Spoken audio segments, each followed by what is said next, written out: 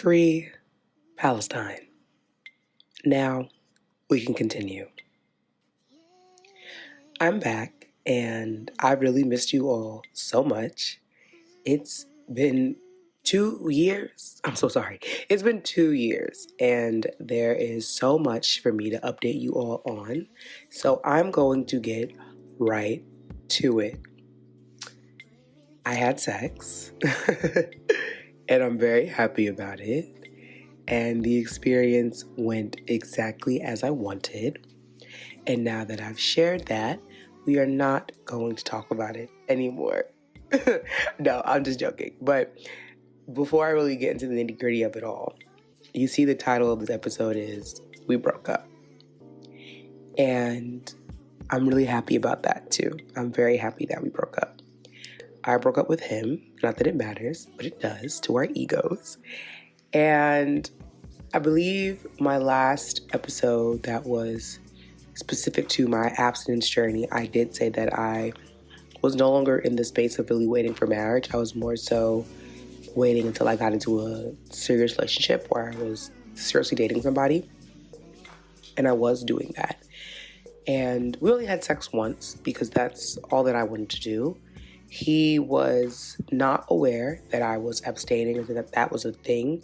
I'm pretty sure he got the memo when I wasn't, very eager to engage in sex or sexual activities.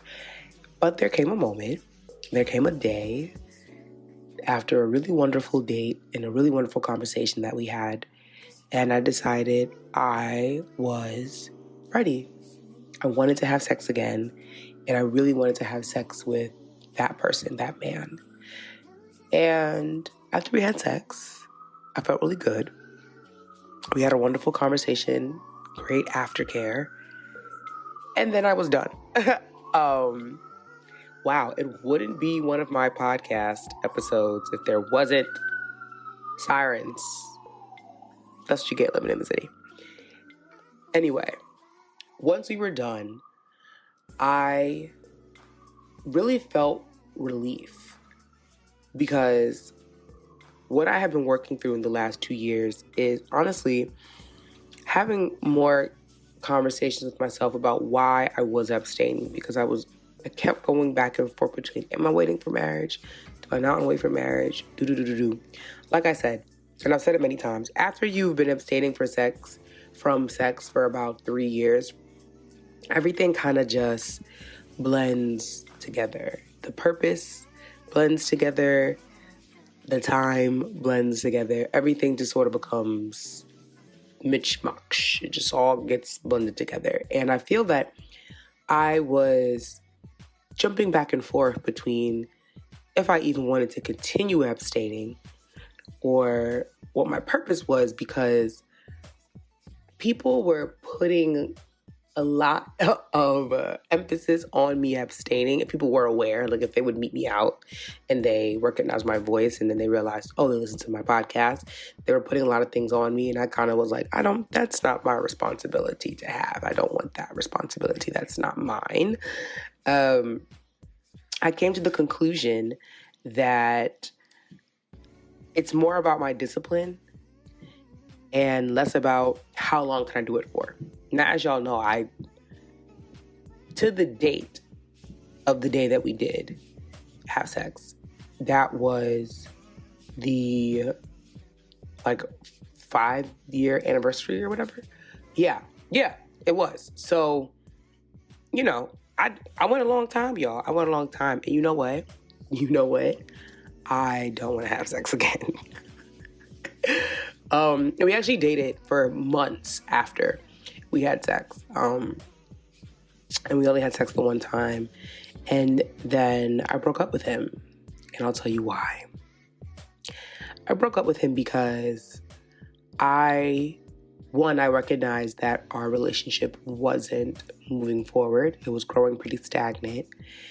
And there were communication blockages happening. And we've had numerous conversations about what was going on there with the communication, what was happening. And I ultimately came to the decision that I no longer wanted to be with that person. And I also knew that person no longer needed to be with me. It did not feel good. It's been a long time since I have broken up with someone. And in that moment of breaking up with him, the excitement that I felt as I was breaking up with him was another sign to me that I knew on the other side of this breakup is going to be a wonderful, wonderful experience. And I've told you all that since I was abstaining, first of all, let me back up. Because I'm saying was. I'm abstaining again, y'all. I haven't had sex in, what is it? It's been 3.5 months. I'm looking at my notes, but I wrote these notes 2 months ago. So it's been 5 months. So we're on month 5. We're starting over. Yeah. But, yeah. I have no desire to. And I'm actually really glad that I've had sex again, and now I can speak from this perspective for you all, because I feel like sometimes people with their abstinence journeys, they can kind of only speak from these very extreme perspectives, which is either they are abstaining, waiting for marriage, period. They are abstaining and have not had sex for the first time yet. Or they're always in this sort of transitional, they're only abstaining for very short periods of time. I've gone years, right? I've gone years, had sex again, and I'm about to, well, I am. I've started over for however long. Now, since we're backtracking here, what is my purpose? What is my intent with starting over? And how timely it is to be starting over in 2024. Happy New Year. I'm 5 months in. It's the new year. It's January 1st. My purpose this time around, is honestly to be more disciplined. Obviously, I know some of y'all probably like, girl, you did it for 5 years. You weren't disciplined then. I was, but this discipline is different because I have definitively, and y'all hold me accountable, I have definitively decided that I am waiting for marriage this time. And I thank God, because I see why it was placed in my heart to abstain for as long as I did. I see why it was placed in my heart to have sex again with the person that I did and when I did. And I also see why it was placed in my heart to not have sex with that person again and to start abstaining again, because there is a very specific message that people need to receive. And in order for that message to be received and delivered, these experiences had to happen the way that they did. You feel me? You understand me? Are you hearing me? So I am definitively waiting for marriage. Yes. I am dating. Yes. That's another thing. Y'all are going to get a bunch of dating stories from me, Girly Pops. Girly Pops is a gender neutral expression on this podcast. Thank you. Y'all are going to get a lot of dating stories from me. I did a lot of dating in the last 2 years, and I'm doing a lot of dating already. Y'all, tell me why it's January 1st and your girl already has 4 dates. Already has 4 dates lined up. Baby girls, listen, okay? I'm getting married. I'm getting married in the next 2 years. And here's something that we're going to do boldly this year. This year, we're going to boldly proclaim what it is that we want, need, and desire out of our romantic, relationships. We're going to speak these desires out loud. We are going to reject the whole, if you say it out loud, if you share it with people, it's not going to happen. Nikki, excuse me. You see what I'm saying? Like, that's a lie. If I speak it out loud, that means it's going to happen even faster, because I'm acknowledging that it's real. I can see it. I can dream it. I can smell it. I can feel it. It is mine, because it's what's for me. So I'm going to be married in the next 2 years. And because I know that to be true, because I feel that so heavy on my heart, I've got to get back to my works. Which is this podcast and many other things. But this podcast, I've got to get back to my works. And I'm excited to be back. So now that we've got this very long intro, so to speak, out the way, let's get into what we're going to be doing this year to boldly proclaim the things that we want and how we're all going to be moving forward on our abstinence journey. Because you know what's so grateful? You know what's so good about God? I get to start over with so many of you who are going to be abstaining for the first time. Now, I've always said on this podcast, I am not the sex police. I do not believe that you have to abstain until marriage. I don't believe that you have to abstain until you're in a relationship. My message at its core is practicing sexual discipline. It's sexual discipline for the honoring of self. And what that means is you can do whatever you want sexually, whenever you want, so long as it doesn't bring harm to people. And if they want it to bring harm to them, get their consent. But it's an honoring of self. So I want you to be disciplined. My message is I want you to practice sexually abstaining to strengthen your discipline so that when you decide to give someone that honor of being with you in that way, you have no bad feelings after. Like none. Like not a single one. You have no shame. You have no anger. You have no resentment. You have no regrets. You have no sadness, right? You don't have any of that because you know that in that exact moment when you did that, it was only because you wanted to. Separate of the outcome. Again, the title of this episode is We Broke Up. I broke up with this man. And this is a person that I thought and hoped we would go much further than we did. I don't regret how far we got, though. I don't regret it at all. And I take a pause because I am smiling. I am grinning. I am so excited because I know I've said it before, but it's true. Every single time since I've been intentional about my abstinence journey, that I've dated a man and broken up with a man, I've always been revealed to an even better man, right?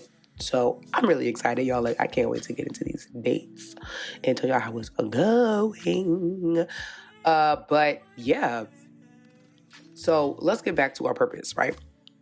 And I want to talk about a little bit more about why I am no longer interested in having sex again. I just don't have any intentions of having sex again. And with that being said, I am dating even more intentionally because, like I said, I am in preparation right now for the relationship that I desire.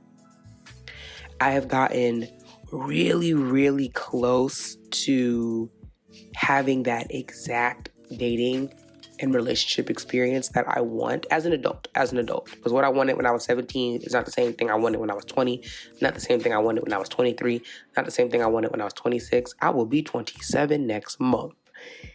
I am now preparing for the relationship that I desire in my adulthood because I will be married in the next 2 years. I will be married. At least engaged, y'all. But I'm on the path to marriage is my point. And I know that, though. I know that. I feel, you know how they say that sometimes you just know when things are coming to you? Like, you know when things are coming to an end and you know when things are beginning. For example, every single job that I've applied for, I've gotten. Because in my application process, I have never had any other belief other than this is my job now. Like, that's my job. That's where I'm going to work. This is the job I'm going to have. Every single job that I have applied to, I mean, seriously applied to, not just like I'm sending my resume out all willy-nilly on Indeed and LinkedIn. Like, I'm like, this is the position that I want. This is the salary that I would like to have at this time. You know, since I was a teenager, every single job I applied for, seriously, I've gotten because I had nothing but the belief that this is my job. Every interview, I nailed it. Because when I go into the interview, I say, yeah, you're going to hire me. Like, there actually is no other option here. There's no other options here. I'm the girl who pick a job. Bah, bah. I'm the girl who pick a job. Bah, bah. Right? So, we're going to take that mindset and we're going to apply it to our romantic relationships. I have actually never quite done that before in my romantic relationships because I don't know. I just haven't. I really haven't. And I think because subconsciously deep down inside, I know that when I do that, when I seriously apply that thought to those interactions, I'm going to seriously receive what I want, right? And I can be honest, I'm a little bit afraid. I'm a little, not afraid, I'm anxiously nervous. I'm full of giddy, nervous, anxious energy, right? Because I understand that relationship is going to come with a lot of responsibility on my end and on his end, but just responsibility across the board. I know that relationship will be transformative. I know that relationship will honor me. I know that relationship will serve me well. I know that relationship will be safe. I know that relationship will be healthy. I know that it'll be fun. I know that it will be loving. I know that it will be warm. I know that God will be in it. Now, because of all that, I know there's a lot of responsibility that's going to come with it. And so, on a subconscious level, I believe that I have not put that energy out 100% because I know the responsibility that comes with that. And I have to be all the way ready emotionally to really accept that responsibility. But I'm ready now. So, how am I preparing? Because I know that I desire to be in a relationship where I can trust my partner, boyfriend, husband, with everything that I give to him. Same with everything that he gives to me. I want him to be able to trust me with what he tells me. I need him to be able to trust me.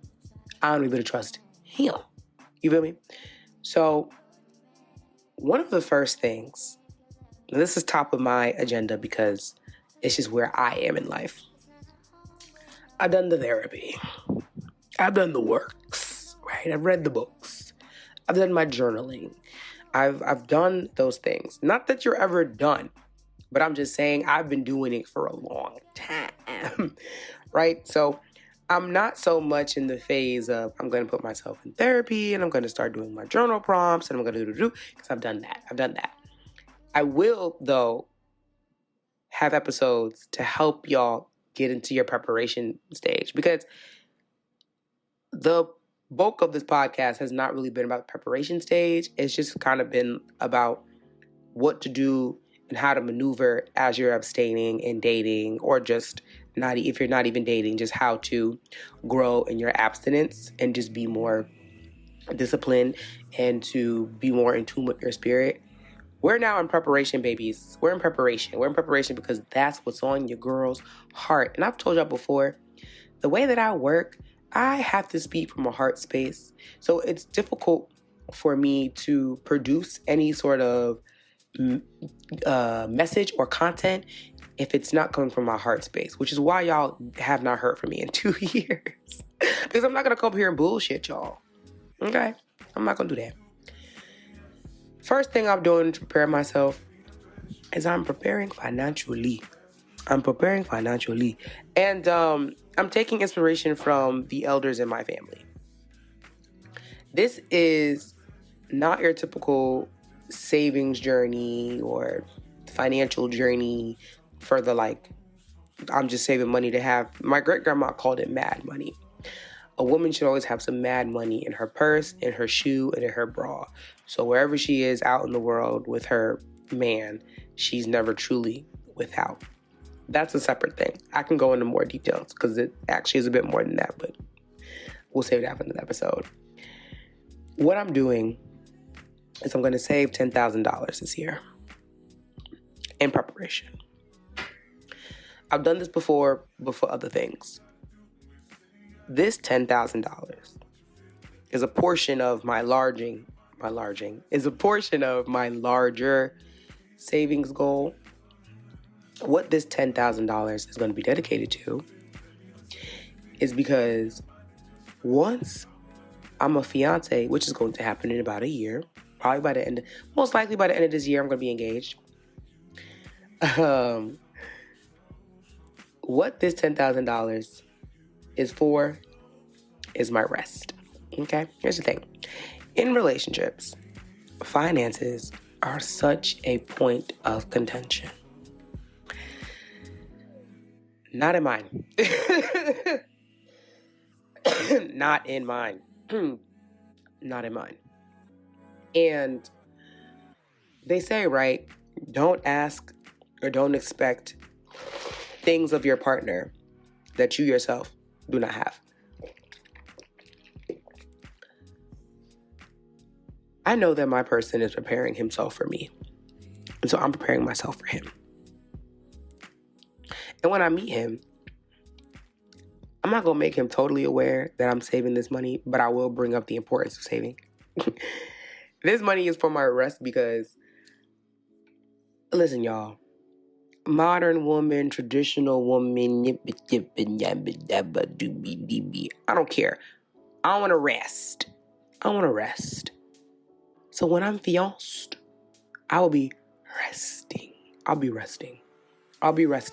I'll keep it a buck with y'all. I have no desires to be working as a wife. None. Not 9 to 5. Not having to go into my office. No. I want to be focused on my businesses, right?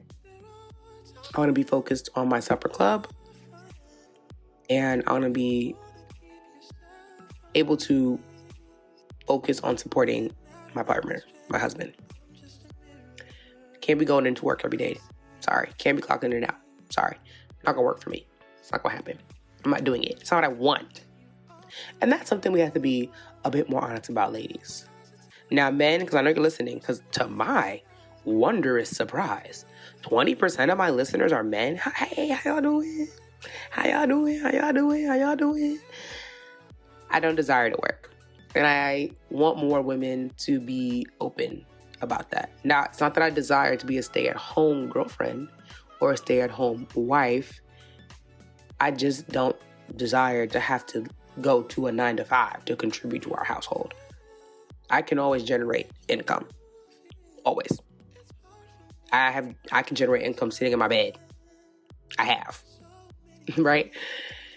So, we're going to save this money. We're going to accomplish this goal together because money won't be the reason we cannot do the things we want to do in our dating experience. Here's the thing. I am a lover girl.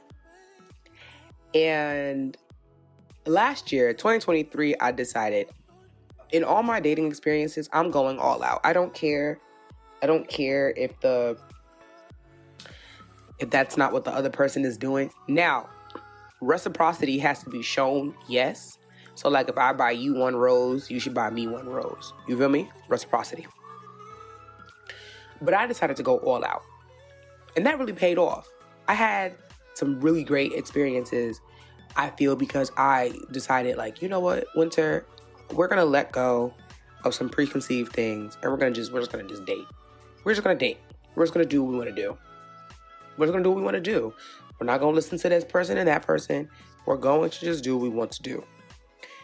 That paid off so well. I have been having so much fun dating. And I've been getting into more like serious dating experiences. So like I said, I know I'm about to be married soon because like I just feel it on my spirit. So I have to be serious though. Like I have to stop like playing around. Now that we've talked about how we're going to be preparing financially, let's talk about how we're going to be preparing emotionally. Emotional. We will be journaling. Differently. Now, I realized I've never really shared with you all my journal prompts and how I've been journaling to myself for the last couple of years as I am abstaining. I have looked on the internet for like abstinence-centered journals and prompts, hard to find. Not out there. Not a big market for that. Not a big market for that. I mean, actually, there probably is a big market. There just aren't many on the marketplace. So I will be coming to you all at the top of the episodes, starting episode 2, with journal prompts, because there are questions you need to ask yourself from your like day 1 of abstaining all the way to year 1 and so on, and it changes. And I feel that because I have had such a long experience abstaining, and I was dating, right? I wasn't just like not having sex and then like not dating, and just like I was dating. I was like actively dating. I've dated men who were also abstaining. I've dated men who wanted to do the whole I'll wait because you're waiting. Don't do that. Don't do that. Don't do that. Don't do that. Don't do that. Don't do that. Don't do that. Don't do that. Don't do that. He needs to be waiting because he wants to wait. That's it. Period. I will not explain further. I will explain further in another episode, but don't do that. But there's not many journals. There's not many good prompts out there. So I'm going to give y'all some better prompts, and we're going to take our time to journal alongside each other and together. Now, if you've noticed the name change, the podcast is now called While We Wait, the podcast before the marriage. This podcast was formerly known as While We Wait, the podcast about abstinence. But we're still abstaining. Don't get it twisted. I'm 5 months in. Where are you at? The podcast is now called While We Wait, the podcast before the marriage, because I've gone through the emails. Y'all do email me, and I will get to reading emails. If you would like to email me your questions or concerns, or just your thoughts that you want to have shared on the podcast, please email W as in winter, W.Baxter, B as in boy, A as in apple, X as in x-ray, T as in T-Rex, E as in elephant, R as in rodeo, W.Baxter, NYC, as in New York City, W.Baxter, NYC, @gmail.com. I've gone through your emails, and I've noticed that many of you are marriage-minded. Everybody went through a shift in those last couple of months in 2023, and y'all was just a tip-tapping away at me, letting me know. We want more marriage conversation. We want more how do we prepare to be in that marriage heart space, because maybe I guess a lot of us are about to get engaged. Bling, bling. Bling, bling. Anyway. Many of you are marriage-minded but don't know what to do in preparation for that. And lucky roots for all of us, it's been placed on my heart to talk about that very thing. So we're getting married, babes. Now, I want to applaud all of you who have emailed me and shared these desires, because we are experiencing a time where when you boldly proclaim that you desire romance, marriage, and partnership, and you speak about it often, people actually want to try and punch down on it. You know, there's simp discourse, there's pick me discourse, and I want you to understand that this podcast isn't going to entertain those kind of conversations. It's just not our frequency. We don't operate on that frequency. We're young adults maturing who are clear on wanting to be married and in partnership instead of floundering around. And we are preparing ourselves because in our singleness, we have that time. See, here's the thing. When you're single, that's the only time maybe you have to yourself by yourself. Because the minute you involve another person, it's no longer just about you. It's no longer just about you. Whether or not you and that person decide to have children or remain childless, you and your partner are a family unit, the two of you. So it's not about you anymore. Every decision you make affects you and another person. So in our singleness, we have the time to prepare. And it's not that you don't have the time at all once in a relationship, but that time just looks and feels different. So let's do the work now. Welcome to season 4. It's time to prepare. I'm so excited to be back, y'all. I feel so good. I have been smiling through this entire recording. This is a shorter episode because I just wanted to jump into a few topics, get you all ready to receive the frequency that we're all going to be on together. Don't worry. I have episodes locked and loaded. Okay? I will not abandon you all in 2024. I am getting on my Zoom. It's sexy. But I'm getting on my Zoom. Y'all will be hearing from me often, regularly, frequently. Y'all will be getting 2 episodes a week. Oh, to wobble to the flow. Can you tie it in a bow? Y'all are getting 2 episodes a week. Okay? Season 4 is going to go from January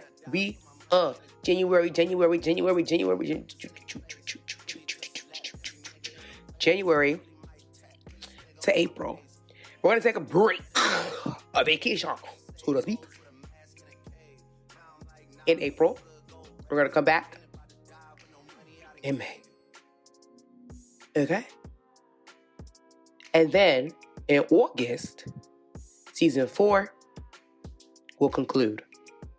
We'll have some holiday episodes just to, close out the year respectfully. And then season 5 will begin. Season 4 will be far more structured than previous. Seasons. Stop laughing. I'm being serious, y'all. I'm getting it together. I've given y'all years worth of content. You better listen to them episodes. No, but I'm very excited. I'm very excited to be here and be back and be black. Thank y'all. I love y'all. Welcome to season 4.